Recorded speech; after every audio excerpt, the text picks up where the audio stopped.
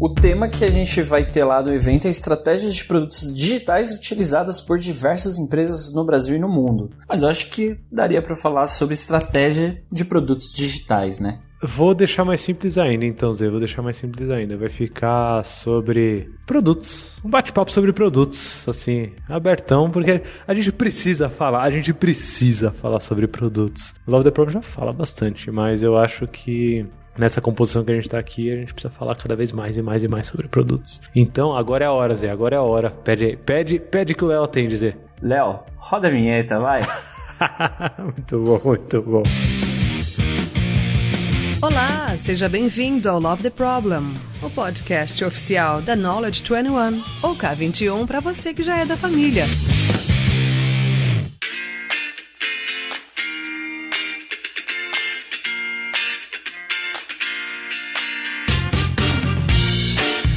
Fala galera, mais um Love the Problem aqui. E esse combo que a gente tá fazendo aqui é um combo pesadão, porque semana passada o episódio foi com o Magno gravando junto com a Thalita um episódio sobre Growth Product. E esse daqui vem quase como uma duplinha, assim, daquele episódio, porque eu chamei aqui duas pessoas queridas, e vocês sabem que pessoas que vêm aqui no Love the Product são pessoas queridas, isso daí vocês já estão cansados de saber, pessoas queridas pra gente bater um papo sobre produtos. Então, para bater esse papo sobre produtos, eu trouxe aqui ZL. Vocês conhecem o Z? ZL. Bem-vindo, Z. E aí, galera. Muito obrigado. Valeu, Lula, pelo convite. Muito bom. Eu geralmente não fico contando quem que é quem aqui não, Zé. Se a galera quiser descobrir, k21.link/Love the Problem tem lá toda a capivara do Zé, né? Todo histórico dele lá e tudo mais. O que vocês precisam saber é só que é uma pessoa querida que manja muito de produto. E então tá aqui. E junto com ele também é outra pessoa muito querida que conhece bastante de produtos. Cá está Auri. Oi, Auri, tudo bom? E aí, Lula? Tudo bem? Que bom te ter aqui, que bom, que dupla que eu consegui pra estar aqui. Inclusive, não foi nem assim, eu falo que dupla que eu consegui como se o mérito fosse muito meu, né? Eu tenho mérito só de ser amigo de vocês dois, mas quem armou isso tudo aqui, quem deu as ideias pra gente estar aqui, foi a galera que tá organizando o Product Summit Pocket, que se você está ouvindo esse episódio antes de 24 de junho de 2021, às 19 horas, ainda dá tempo de você se inscrever no evento gratuito. Para você se inscrever, vai lá no Instagram, @LoveTheProblem, lá na bio do nosso perfil no Insta, tem o link para você se inscrever. Eu tô falando isso porque tanto a Auri quanto o ZL vão palestrar lá, inclusive as talks deles têm uns nomes muito bons assim, o ZL é Back to the Basics, o da Auri é Por que produtos falham. Tão ansioso que eu já chamei vocês para bater papo antes, né? Sobre o assunto, sobre o produto. E quem sabe também que essa combinação aí não é algo que vai gerar insights pra galera também, né? Tem uma sinergia ali, né? Assim, o básico de produtos é um pouco você falhar rápido, né? Assim, existe uma lógica entre as duas coisas, assim. Inclusive, teve um episódio, Zé, que a gente gravou há pouco tempo também, uns 2 ou 3 episódios pra trás, com a Priscila Chagas, sobre a vida de Product Owner também e tudo mais, mas a gente falou muito mais sobre o papel do que sobre produtos em si. Mas aqui eu queria muito falar sobre produtos.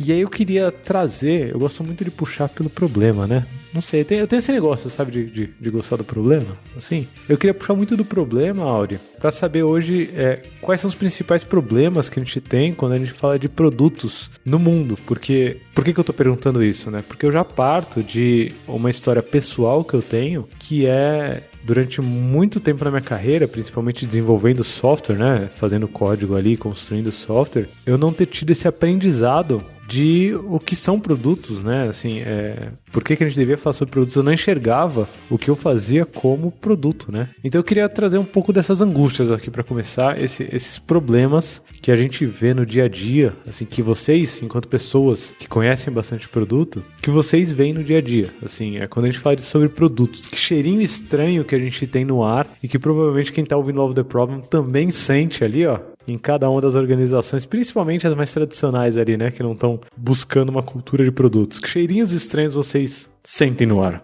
Eu posso falar que o cheirinho estranho que sempre chega, assim, é quando, vou começar a desenvolver um produto, mas eu, principalmente, não avaliei se isso é uma necessidade de alguém. Então, poxa, eu não faço ideia se alguém tem um problema para ser resolvido com a solução que eu vou desenvolver. Eu simplesmente tive uma ideia, tô achando ela massa pra caramba e vou botar aqui em prática, tenho um dinheiro para aplicar, desenvolver e depois eu vejo. Mas não fez nenhuma pesquisa, não conversou com ninguém, não falou com um potencial cliente, né, usuário daquele produto e simplesmente começa a desenvolver. Então, esse é o primeiro cheirinho podre, assim, que eu sempre encontro no caminho quando alguém nos procura aí para desenvolver alguma coisa. O Magno, acho que o primeiro dia que eu conheci o Magno, Auri, ele já trouxe a frase: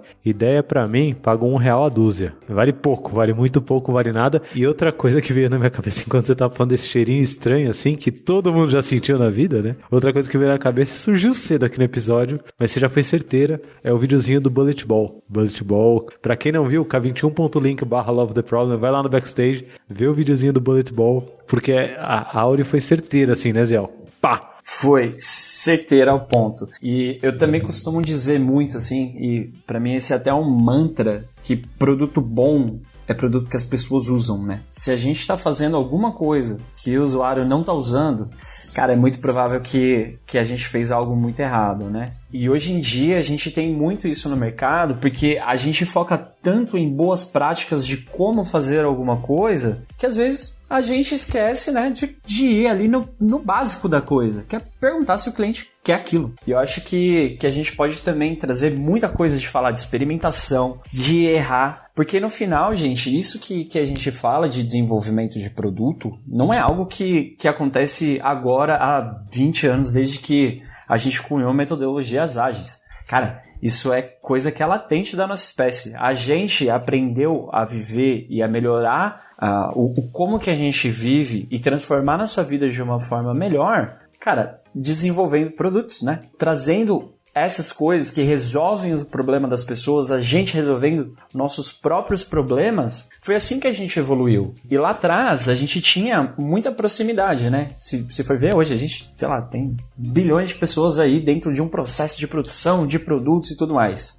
E no passado, a gente tinha muito mais conexão com esse problema. Então a gente meio que começou, tipo, eu entendo o que o cliente quer. Só que conforme os anos foram passando, essa distância ficou muito grande. Então acho que esse ponto que a Auri trouxe pra gente, cara, se não o maior, cara, é o primeiro que tem que ser atacado. Porque a gente desenvolveu um produto que as pessoas não usam, significa que a gente está perdendo a coisa mais importante da nossa vida, nosso tempo. A vida é muito curta pra fazer coisa que ninguém precisa, né? Demais. E você falando isso, Zé, quando eu tinha 19 anos, no meu primeiro emprego formal, digamos assim, foi numa telecom.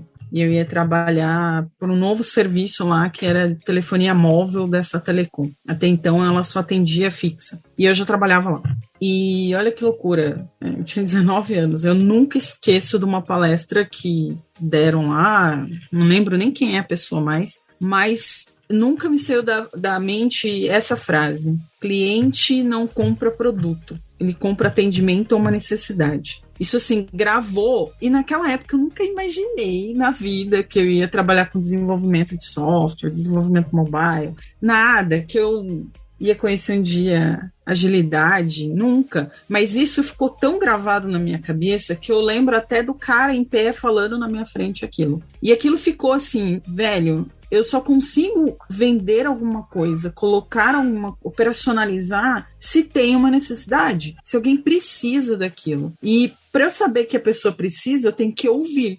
Eu tenho que ver que isso realmente está acontecendo. Então, já tem um tempo já que eu penso sobre isso, desde que eu vi essa palestra, e eu venho aplicando isso na vida muito antes de ir para a área de produtos, né? Que a área de produtos eu sou novinha aí, eu tenho mais ou menos 6, 7 anos, né? Então, ainda estou engateando. Mas faz muito sentido. E toda vez que eu vou desenvolver um novo produto aqui na Gera, pode falar o nome da empresa, né? Não tem problema não, né, Lula? Claro, muito pelo contrário, né? Inclusive, obrigado pra Gera, que me convidou pra fazer uma palestra lá maneiríssima sobre fluxo de trabalho e tal. Tá online, vai estar lá no k21.link/Love the Problem, né? Vou botar lá também o link dessa palestra. Foi muito bom. E aí, assim, toda vez que alguém chega, eu sempre pergunto isso. Cara, que problema você está tentando resolver? Que necessidade você está tentando atingir? Na maioria das vezes, eles não sabem essa resposta, né? Isso que é o mais louco. E aí, assim, tem formas da gente fazer isso, né? E aí, acho que o Zé ali pode até trazer alguns exemplos aí. Vou jogar para ele agora a bola que eu... tá quicando aqui. Mas tem várias formas da gente entender se... Antes da gente gastar esforço, né? Nosso tempo e dinheiro somados... Pô, será que vale a pena realmente a gente fazer um produto? E aí tem várias maneiras da gente obter essa resposta, né? Total. E, por exemplo, ideia. Quanto tempo você leva pra ter uma ideia? Cara, eu sou aquela pessoa que fica lá no horizonte 3, sabe? Eu acordo lá no horizonte 3. Cara, ideia. Quantas ideias eu ponho em prática? Muito poucas. Que diz que a velocidade que a gente tem de pensar e ter essas ideias é completamente diferente a que a gente opera, né? E até mesmo o produto já vem do negócio desse. Como que você vai fazer um MVP de uma pasta de dente? Cara, você precisa fazer o produto, você precisa, cara, ter matéria-prima, você precisa implementar, você precisa produzir, você precisa pôr na prateleira, precisa fazer os 5P do marketing, né? Que é preço, praça, produto e promoção. Promoção, isso. Tô lembrando aqui, bons tempos de faculdade. Eu sou péssimo de memória, mas obrigado aí, Lula. E aí, como que você tem essas grandes ideias, né? E como que você adapta tudo isso? Às vezes a gente sempre pensa, cara, da ideia até a prateleira, né? Tipo, como, cara, que eu vou escalar, fazer essa escala, vender para o Brasil inteiro. E até o lance do produto tem um pouco disso, né? Que, igual eu estava falando anteriormente. O produto não nasceu lá quando a gente fez o Manifesto Ágil. Cara, o produto vem desde 1900 e vou chutar um ano. 31, sei lá. E o que acontece? A gente vem desenvolvendo esses produtos. Só que hoje a gente tem a possibilidade de experimentação, quando a gente fala de produto digital, que a gente não tinha lá no passado, né? Que a gente até tinha em pequena escala, de certa forma, mas hoje, cara, a gente tem a possibilidade de conseguir validar esses produtos, essas ideias, direto no delivery, sem que a gente tenha que mudar o design, né? Então, o básico da coisa hoje é a gente aproximar a descoberta da entrega, né? O discovery do delivery. Só que hoje a gente tem já, cara, cliente, a gente já tem milhões de ferramentas que a gente pode aplicar, de formulários, para entender se a gente consegue atender aquela necessidade, né? Porque o MVP, para mim, nada mais é do que você pegar algo no service delivery, você validar se essa ideia faz sentido para que você tenha que mudar o desenho organizacional da sua empresa, o modelo de negócio, criar novas linhas de receita e por aí vai. Então, aplicando a partir dali, a gente consegue tempo de fazer isso em escala de uma forma muito mais sustentável, né? Não de fazer o mínimo produto viável com todas as features que o stakeholder quer. Tipo, gente, isso não dá mais. A gente já passou disso e agora a gente está indo para um momento onde lá na ponta com os nossos clientes a gente consegue validar se a gente atende essas necessidades e se a gente consegue setar ali e atender o propósito do porquê aquele cliente escolheu a gente. E o grande diferencial que a gente tem agora, que eu vejo para a próxima década, cara, é a gente passar a setar novos propósitos. Que isso vai diferenciar o que a gente tem hoje no nosso dia a dia da concorrência, para fazer com que o nosso produto não seja uma blockbuster do que passou, né? Que a gente consiga trabalhar essas validações em prol de não da gente só atender mercado. Cara, o mercado hoje, a gente tem muitos players e muitos concorrentes. A gente não precisa mais pensar em só atender o mercado. A gente precisa pensar também em como que a gente define lá na frente. Então, para isso, a gente precisa experimentar. E como que a gente experimenta? Cliente. Essa pessoa tem que estar na nossa frente, sentada, e a gente tem que olhar para essa pessoa e conseguir entender não só apenas que as nossas perguntas tragam insights para atender hoje, mas, cara, como que a gente prospera com essa ideia. Minha cabeça tá fervilhando aqui de coisa para trazer para vocês que lidam com produto direto. Eu vou selecionar uma aqui que durante a fala de vocês começou a subir aqui na minha cabeça e meu olfato ainda não é muito aguçado. Então eu não consigo saber se é um cheirinho estranho ou se não é quando acontece. Porque quando você fala, Zé, por exemplo, de tem que olhar pra pessoa que tá ali como cliente, né? E tem que validar, né? Pra eu ver se a ideia é boa, a Ori trouxe, né? Ver se a ideia é boa, ao invés de sair me comprometendo com a ideia e tal, sair me comprometendo e investindo muito. Qual que é o limite? E essa aqui é a braba, hein? Vocês estão preparados? Olha lá, meu olfato não é aguçado, mas qual que é o limite entre eu validar uma ideia e eu bedufar? Para quem não conhece o termo beduf, né? Já trouxe aqui logo no verbo, bedufar, né? Big design up front. É um grande design de antemão, né? Antes de você botar a mão na massa de qualquer coisa. Por que eu tô perguntando isso? Porque quando você fala, Zé, de tem que validar, eu já vi vários contextos em que as pessoas, por insegurança, queriam validar as coisas, mas claramente ali tava fedido o ambiente. O beduf tava espalhado ali na atmosfera por causa dessa insegurança de eu tenho que validar. E aí eu, enquanto pessoa que tava ali esperando pra codar, eu ficava chupando o dedo assim, né? Beleza, tem que validar aí, beleza, mas e aí? Quando que a gente vai fazer o rolê de verdade, né? Ficar nessa de, vou validar, e não sai. E aí subiu o cheirinho de beduf, né? Qual que é o limite, assim? Me ajuda a aguçar um pouco o meu olfato. Qual é esse limite que vocês veem entre você validar alguma coisa, bedufando e sem bedufar? Essa é muito boa. E pra complementar, tem caso contrário também. Tem gente que fala assim, cara, tem que validar uma hipótese, mas para validar a hipótese, a pessoa se perde e perde o time to market. Timing. Né? Então, tem essas duas coisas. Existe o beduf ali de criar aquele espaço e não lançar a ponto de simplesmente esperar alguma validação que não vai acontecer. E existe o outro de você criar uma série de mecanismos para validação que na verdade fez você perder o time. Não sei se são coisas diferentes. Mas o que eu vejo aqui, Lula, e aí passo para olhando na sequência também, é que assim, uma boa ideia, ela precisa resolver uma necessidade real de mercado. Qual que é o limite entre a hipótese e virar um beduf? Você tem que entender ali do mercado total que você tem. Dentro daquele mercado total, qual que é o mercado endereçável que você gostaria de atingir com aquela ideia? Porque se você não atingir esse mercado endereçável, que é a parte ali, a fatia menor do mercado que você quer inserir, significa duas coisas. Ou que a sua ideia não é legal e você tá fazendo um puta design em cima de algo que não vai atender a real necessidade do mercado, ou então ele tá resolvendo algum outro tipo de problema que você não enxergou. Então você não tá endereçando aquilo pro mercado que tem aquele prêmio. Aí é beduf. Aí é beduf porque você tá patinando. Tá patinando, exato. Eu vejo uma outra questão também, e aí pegando um pouquinho do Lean Startup, né? A questão de você forçar demais esse lance de validar. Esse é um outro ponto que eu sempre discuto. Nossa, a gente tem que validar.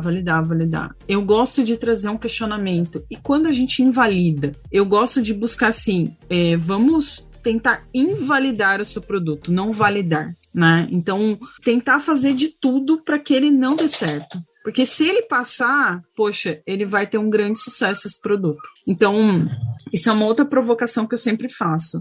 Vamos tentar invalidar? Vamos ver se ele invalida? Vamos fazer questionamentos? Vamos colocar ele em situações estressantes em que daria tudo errado, mas se dá certo, é um momento que eu validei. Porque a gente vai muito nessa de tem que validar e às vezes a gente faz até as perguntas erradas para o nosso cliente e a gente força a necessidade. E às vezes ele nem tem aquela necessidade, mas o jeito que a gente aborda, ele acha que tem inicialmente, usa ali um pequeno período, depois passa, abandona. E aí você tem um produto que falha, né? Com um tempo muito curto, ele vai falhar. E aí você poderia ter invalidado a ideia, ou pivotado, muito antes de ter colocado tanta energia assim. Eu gosto sempre de trazer essa provocação. Invalidar mais do que validar. E aí, assim, você falou, vou voltar um pouquinho, porque você falou uma coisa bacana lá atrás, sobre a questão do designer na verdade, e do delivery, né? Da questão da experimentação, eu não precisar realmente mexer atrás para poder entregar um produto ou uma experiência na frente. A gente está vivendo isso agora, inclusive, de olhar para o que a gente está entregando hoje e falar, poxa, mas peraí, eu já consigo mudar aqui, mas eu não preciso mudar todo o processo, vou mudar essa ponta. E aí eu já entrego uma experiência melhor, porque eu estou ouvindo exatamente o que você falou também, Zé, o propósito do meu cliente ao chegar até a gente. A gente tem usado o Fit for Purpose Card para perguntar, né, como é que os nossos clientes chegam até nós. Qual a experiência que eles tiveram depois de um tempo. E aí a gente tem visto que, né, essa simples pergunta que você falou do propósito, né? Mais do que pegar o propósito e se adequar, é criar novos propósitos, né? E a gente tem buscado um pouco disso, Zé. Você falou e aí caiu essa ficha na minha cabeça. Caraca, a gente tá fazendo isso, mas eu não sabia que era isso. Isso é muito louco, porque quando a gente pensa, por exemplo, no iPhone, ninguém nunca na vida imaginou que antes, né, já os caras lá imaginaram, lógico, mas a gente aqui, né, seres humanos normais, que, caraca, seria tão massa a gente ficar scrollando uma tela sem ter botão nenhum, simplesmente só interagindo com a tela, e simplesmente o iPhone surgiu, não estava pronto, né? Porque talvez se fosse esperar tá pronto, tinha perdido aí o time to marketing que você falou. E aí, poxa, não, vamos criar uma necessidade? E aí vem uma outra provocação. Lembra que eu falei? Cliente não compra produto, compra atendimento, é uma necessidade. E se eu criar uma necessidade para esse cliente? Será que eu consigo colocar um novo produto? Será que eu consigo validar, né? Voltando à questão da validação ou não? Maldito capitalismo, né? Criando necessidades. Ai, Lula, não fala isso. A gente gosta de dinheiro, fazer o quê? Dinheiro compra bananinha, compra maçãzinha pro Renan comer. Então a gente tem que gerar dinheiro, não tem jeito.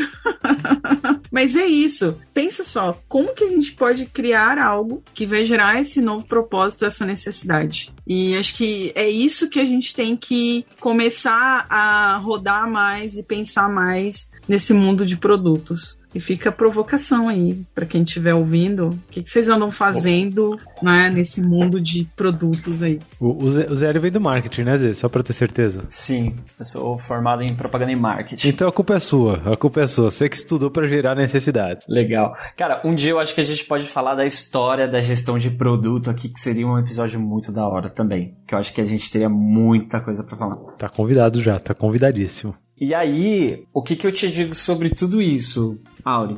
A resposta, ela é a mais simples possível, que é voltar pro simples. A gente é responsável por tornar as coisas complexas. Só que as necessidades, elas são simples, elas são básicas. Cara, se você pega a pirâmide de Maslow lá, ali tá a resposta para todo novo produto, tudo que a gente for fazer. Então a gente tem que começar a pensar as coisas de forma mais simples, né? O Elon Musk, ele não simplesmente acordou e falou, cara, vou criar a Tesla aqui, quero carros autômatos com essa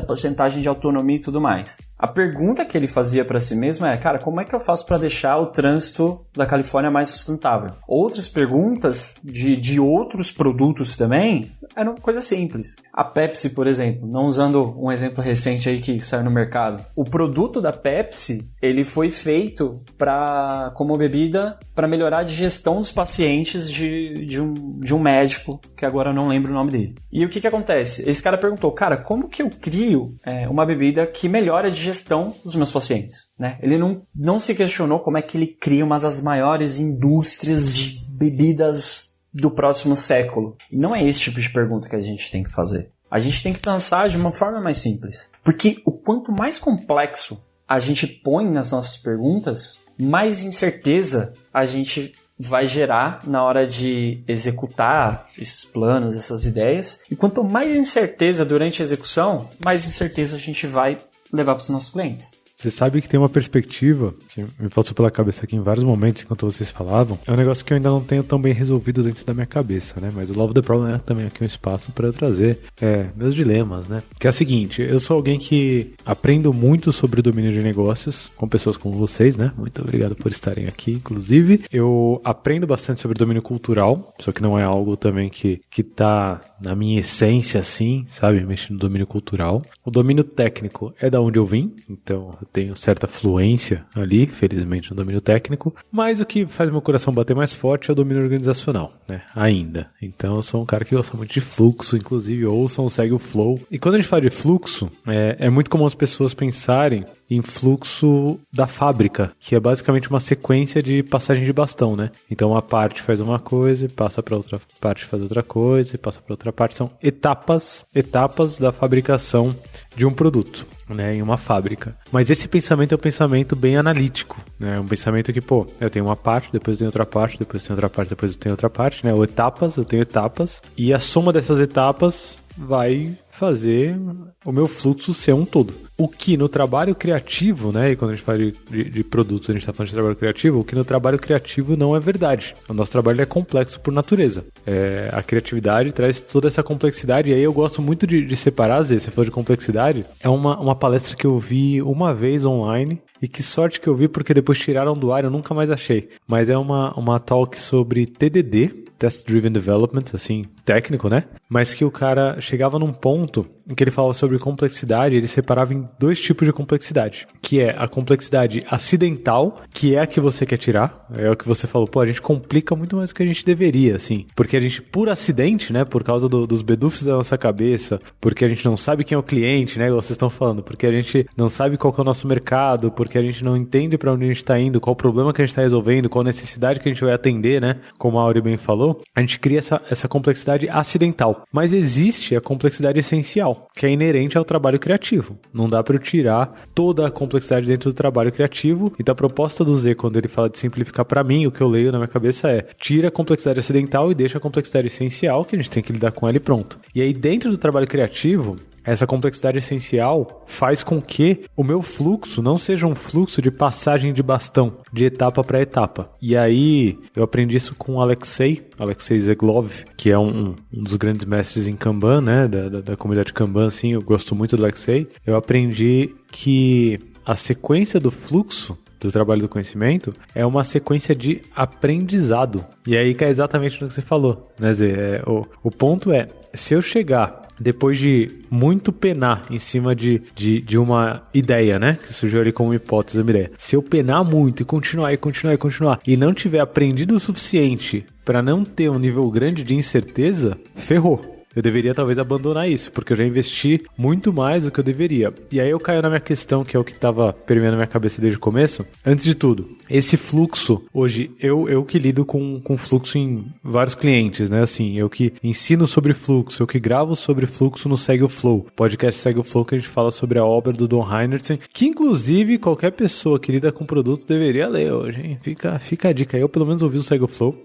Mas eu que mexo com isso, eu tenho muita dificuldade em conseguir quebrar esse paradigma das pessoas e mostrar que fluxo não é sobre passagem de bastão entre etapas de trabalho. Mas o meu ponto principal aqui é que nas etapas iniciais desse fluxo de aprendizado, a gente foi ensinado na vida a não descartar. A gente foi ensinado na vida de que qualquer coisa que apareça no fluxo deve ser entregue, né? Então, desde da escola, que davam lição de casa, dever de casa, já é dever, né? Não é uma opção. Você não lida com uma opção de casa, né? Você lida com um dever de casa. Então já entra no seu fluxo e você tem que entregar, né? Entrando no seu fluxo, você tem que entregar. E aí agora, como adultos, e aí eu vou falar de angústias minhas, né? Eu não consigo distinguir o que é uma opção que eu posso vir a fazer, né? O que é uma ideia que eu posso me comprometer ou não, do que já é de fato um item que eu devo fazer, porque eu já aprendi o suficiente a ponto de me comprometer com ele e dizer, eu vou entregar. Como que é pra vocês, e tudo isso, todo esse preâmbulo, só pra aliviar minhas angústias aqui, né, no Love the Problem, mas tudo isso pra perguntar pra vocês, como que vocês lidam hoje com essa ideia de ideia como opção, certo? Esse pensamento de ideia ser só uma opção, que vale, como disse o Magno, quando eu o conheci, Magno de Santana disse, quando eu o conheci, vale R$1 a dúzia, né? Só uma opção. Ou ideia como algo com o qual a gente vai se comprometer de fato e descer o rio até o final, né? E entregar e botar na mão de alguém de fato e tentar fazer dinheiro com isso. Como vocês lidam com esse ponto de comprometimento, sabe? Que as coisas deixam de ser opções e passam a ser itens comprometidos de fato e que a gente vai botar a mão na massa, assim, no dia a dia. Legal, Lula. Eu tô lidando com isso num produto que a gente tá desenvolvendo agora, inclusive. Sempre quando a gente fala de escopo, eu gosto de falar que é uma ideia de escopo escopo. Eu nunca falo, é um escopo. Precioso, hein, Áureo? Precioso isso, hein? Sempre que eu falo de escopo, eu falo sobre uma ideia de escopo e nunca sobre escopo de fato. Você já tá classificando como opção, né? Sensacional, ó. A cabeça explodiu aqui. E aí, assim, agora mesmo a gente chegou numa fase que o time tinha desenvolvido, e aí, poxa, o cliente precisava usar, não estava usando ainda. Aí eu entrei nesse projeto, né, agora, recente, tem 1 mês e pouquinho. E a primeira coisa que eu olhei e falei, mas peraí, quem tem que usar não tá usando ainda? Nada do que a gente fez, nenhuma tela, nenhuma funcionalidade? Não. Falei, não, tá errado. A gente precisa colocar para ontem na mão de quem vai usar esse sistema, esse produto. E aí, cara, foi 1, 2, 3 semanas, aí a gente pegou o escopo que tinha, e aí eu falei, não, cara, vamos descartando, vamos cortando algumas coisas aqui, porque vamos no core do core. Vamos ver o que realmente o cliente precisa para agora. Não é para daqui 3 meses, daqui 5 meses. E aí a gente conseguiu reduzir bastante. E aí, acho que em 3 semanas, no máximo, já tinha, tipo, o ambiente de homologação para o cliente usar. Porque estava naquele ambiente de stage ainda, sabe, Lula? E aí entrou em homologação, o cliente já começou a usar. Aí vem aquelas coisas assim, mas o cliente não está usando, não está validando. E não sei o que. Aí eu trouxe uma outra coisa. Falei, a gente tem tudo isso aqui de ideia de escopo. A gente não vai mexer em mais nada. A gente parou aqui. Não vamos mexer em mais nada. Enquanto a gente não pegar isso que a gente entregou, ir lá com o cliente e fazer um research. Então vamos sentar, vamos ouvir, vamos ver como que eles estão operacionalizando, vamos ver como é que ele está usando. Mas assim, não é o protótipo, é o real já é o produto entregue. E aí a gente está nessa fase agora. Estamos terminando um lote de coisas que a gente tinha mais certezas. Aquela ideia de escopo tá lá, vai ficar lá, porque eu nem sei se eu vou usar ela ainda. Deixa ela lá, né? Não me comprometi com ela. Engraçado, Lula, que esse time eu entrei e falei pra eles assim, olha, eu não quero galinhas no meu time, eu só quero porquinhos. E aí o time ficou assim, como assim? Eu falei, quero porquinhos, quero gente comprometida com o que a gente tem que entregar de real e de bom pro nosso cliente, ok? Aí a galera, eita! Aí eu contei a história lá do restaurante, do Porco da Galinha, né? Que todo mundo deve conhecer. Que inclusive, olha, só um parênteses. Deixa eu contar bem rápido aqui essa história, porque eu tenho um pedido pra fazer pra quem ouve Love the Problem. Bem rápido. A história eu não posso usar, né, Lula? Não, calma. Por enquanto pode, porque eu não tenho alternativa melhor. Mas a galinha e o porco resolveram abrir um restaurante. E aí a proposta foi a galinha entrar com os ovos e o porco entrar com o bacon, né? E aí ferrou. Por quê? Porque a galinha, ela tá só envolvida, né? Ela dá o ovo ali, mas ela não tá com a pele em jogo, enquanto o porco tá dando a pele ali. Mas eu contei essa história bem rápido, só pra quem não conhecer, né? Mas pra fazer um pedido público aqui, pra quem ouviu esse episódio, pra me ajudar a fazer uma versão dessa história em que a gente não precisa comer bichos mortos, né? Que o porco ele tá ali, ó, se matando. Que isso? Ninguém quer isso, não. Deixa o porco vivo. Então analogias com vegetais ou qualquer outra coisa da vida são muito bem-vindas em k21.link/LoveTheProblem. Então você falou, Áureo, que queria porquinhos ali, pessoas comprometidas de fato, né? Com a pele no jogo. Exato, muito mais nesse sentido de comprometidos mesmo.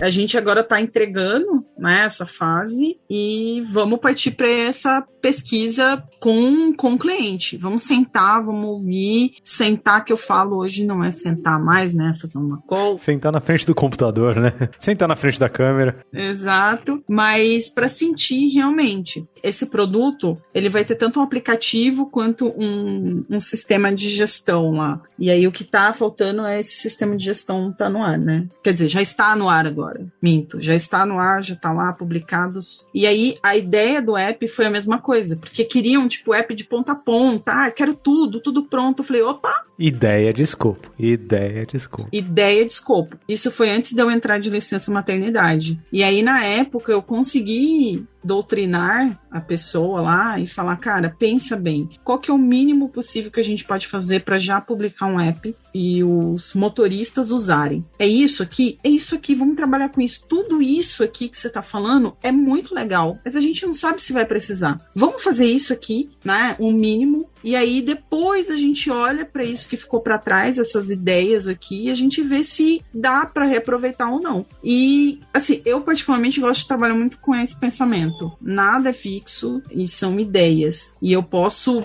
cara, mudar esse escopo, porque ainda tá no campo das ideias, não tem nada fixo ainda, a qualquer momento. E aí eu não me prendo demais na hora de desenvolver alguma coisa. Perfeito. E eu acho que um ponto que também é legal para também trazer junto com a pergunta do Lula é o que eu espero de cada uma dessas ideias. Então, inicialmente, a maior empresa de transportes não começou validando uma hipótese de que queria ter um carro 5 minutos de cada uma das pessoas do mundo. Cara, começou com ideias que foram levando essa ideia inicial mais pra frente, né? Então, a partir de cada ideia, Lula, eu acho que a pergunta que você fez é uma pergunta que vale, cara, um próximo unicórnio aí brasileiro. Mas, por exemplo, a cada ideia, o que você quer? Você quer retorno de investimento ou você quer retorno de aprendizado? Então, quando você traz retorno de investimento, você está pagando o próximo passo daquela ideia. Quando você traz retorno de aprendizado, você está dando um passo ainda à frente para setar novos propósitos,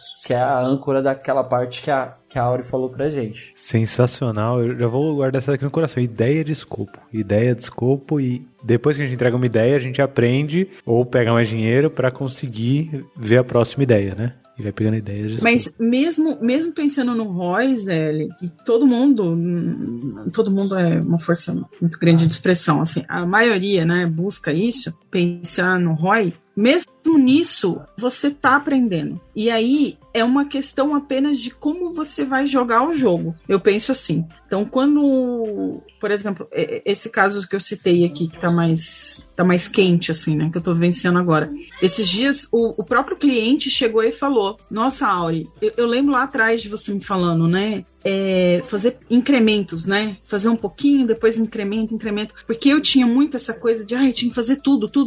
E agora eu entendo que não, vamos fazer, vamos experimentar, vamos colocar, vamos aprender e tal. Então, tudo é uma questão. Eu vou usar essa palavra, ela pode ser bem ruim. Se alguém tiver um sinônimo, pode me corrigir, por favor. Mas, tipo, de doutrina. Porque a gente fica muito nessa de, né, vamos fechar um escopo, vamos não sei o quê, mas vamos melhorar o nosso discurso, que a gente consegue passar essa ideia que a gente tem, que a gente já sabe que é assim, para as outras pessoas. E aí, assim, elas vêm dessa doutrina antiga. E aí, como que a gente faz isso? Cara, é discurso. E aí, que eu costumo dizer, cada vez que eu ouço um podcast do Love the Problem, cada vez que eu assisto uma palestra, pode até ser um assunto que eu já vi, que eu já sei, que eu já aplico, mas eu ouço de novo, ou eu vejo de novo para melhorar o meu discurso. Porque é só assim que a gente consegue ir mudando o mundo, mudando as coisas que estão ao nosso redor e aquilo que a gente consegue, pelo menos, provocar a mudança também, né? Vai muito disso, da forma com que a gente vai abordando para fazer a construção desses produtos. Se você quiser aliviar a doutrina, Auri, talvez eu chamaria de forma de pensar mesmo. Assim, porque no final é uma forma de pensar, né? Uma forma de pensar que funcionava para o século passado e uma forma de pensar que funciona para esse século. Mas eu queria finalizar aqui o nosso papo. Eu vou finalizar, mas sem finalizar tanto que vocês já estão convidados aqui para um próximo bate-papo, porque essa daqui não dá para responder aqui de bate-pronto. A gente precisa, acho que, discutir bastante. É a braba. Estão preparados porque é a braba. Que é essas formas de pensar antigas, né, antiquadas, que são do século passado, que é exatamente isso que você está tentando quebrar, Auri, e acho que mudar no dia a dia, que inclusive requer muita coragem da sua parte, né, para fazer todo esse movimento que você traz, né, mas isso aqui são ideias de escopo, vamos se comprometer com qual parte dessas ideias de escopo e transformar em escopo de fato, por aí vai. Essas ideias antiquadas, elas ainda têm mercado para quem desenvolve esse tipo de produto. Então, se chegar alguém que pede para vocês na Gera, por exemplo, né? Eu preciso que vocês se comprometam com tudo isso. Aí você fala, não, isso daí é uma ideia de escopo, né? Vamos ver o que a gente vai se comprometer de fato. E a pessoa fala, não é ideia de escopo não, isso aqui é o escopo. É o escopo. E aí você, Áurea, é uma pessoa que vai falar, não, é uma ideia de escopo. Sim, vamos deixar isso acordado. Então você é uma pessoa que vai entrar nesse ponto e vai alterar de algum jeito a forma de pensar, certo? Mas se essa pessoa sair da Gera, né, e for pra... A pessoa não assistiu o Product Summit Pocket, né? A pessoa não ouviu a palestra de vocês e tal. A pessoa só vai lá e pinga em outra empresa que desenvolve esse tipo de coisa. Ela vai encontrar. E tem muita gente lucrando com esse mercado que faz produtos que não resolvem problema nenhum, que desenvolvem, que fazem coisa ao mercado, que não resolvem problema de nada, que não atendem necessidade de ninguém. Essa minha visão é uma visão muito pessimista, assim, e o mundo tá melhor que isso, ou seja, a gente tem mais Auris e mais ELs nesse mundo para conseguir separar o que é ideia e o que é item de fato, que a gente vai se comprometer porque vale a pena, ou o mundo ainda tá carente de gente que passe essa mensagem, que traga essa ideia de calma, segura, vamos validar, vamos aprender e depois a gente pega o próximo e aprende um pouco mais e vai melhorando. O quanto o próprio sistema que faz produtos ainda incentiva essa forma de pensar antiga. Essa que é a braba que é lançar, porque eu já sofri muito com isso. Eu tô trazendo muito minha angústia, né, assim, quando eu falo disso, mas eu já sofri muito com isso antes da minha vida na K21, que inclusive hoje eu compartilho com você, né, Zé? ZLK21 também. Sim, olha, Lula, para responder essa pergunta, eu arriscaria dizer, se a minha resposta fosse otimista, a gente teria muito mais cases de muito mais outras indústrias no mercado, não só Brasil, no mundo, para a gente contar essas histórias. E a gente ainda vê muito monopólio de empresas que fazem aquele negócio do jeito tradicional e não querem mudar. Porque, cara, elas não têm concorrência. Esse mindset, ele só quebra quando as empresas querem mudar. Então, eu ainda acho que existe muito mercado dessas empresas que estão no tradicional, só que eu acho que não tem mais espaço. A gente fazer esse tipo de transformação de forma de pensar é uma coisa que deveria ter acontecido no passado. Daqui para frente, é uma questão de subsistência de negócio. Então, eu ainda sinto que existe muito,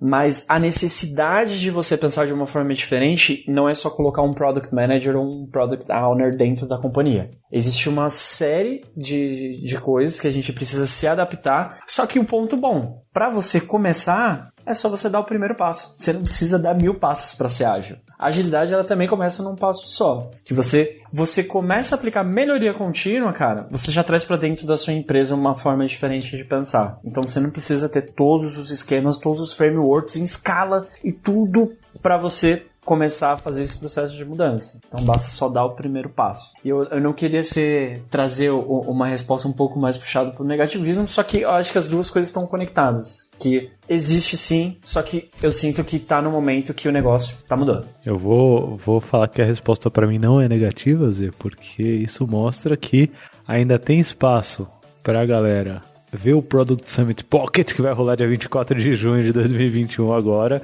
Então esse talvez seja um bom primeiro passo. Você levantou, eu cortei. Vi aqui a bola no ar, cortei. Então, assiste lá o Z com a palestra Back to the Basics. A Auri falando porque produtos falham. Ouçam também mais Love the Problem, né? Isso daqui é um serviço que a gente tenta fazer para mudar esse mercado e mudar esse mundo e mudar essa forma de pensar. Então ouçam, recomendem. Inclusive, sigam a gente no Insta, @Love the Problem, lá que tá o link para se inscrever no Product Summit Pocket, que vai rolar dia 24 de junho agora, das 19 às 22 horas, vai ser muito maneiro. E trabalhem com pessoas tão boas quanto o Z e quanto a Auri. Obrigado, Z, obrigado, Auri, por estarem aqui. Valeu. E na real mesmo, ouviu Love the Problem? Ouviu alguma coisa que soou quente no seu coração, na sua empresa, no seu momento aí, onde você tá? Cara, aplica.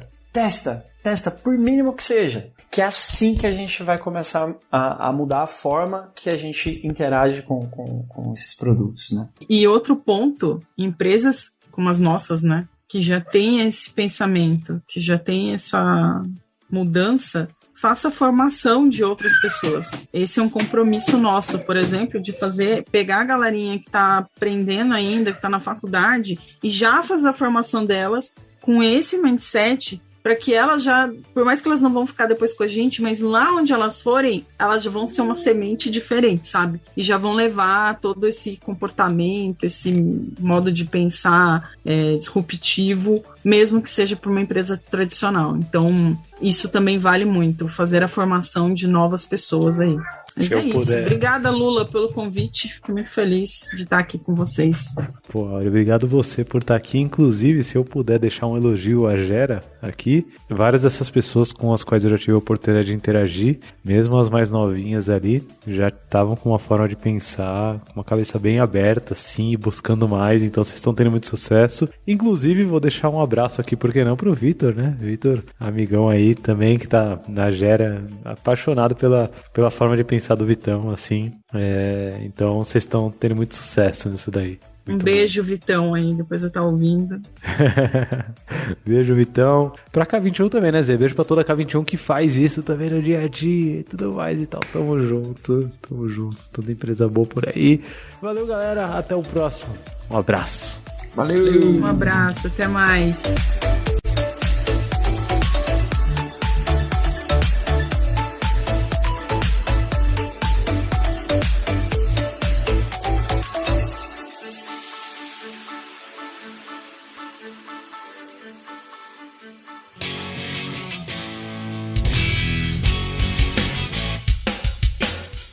Você acabou de ouvir mais um episódio do Love the Problem. Esse podcast chega até você com o apoio da Knowledge 21. Confira mais um K21.com.br.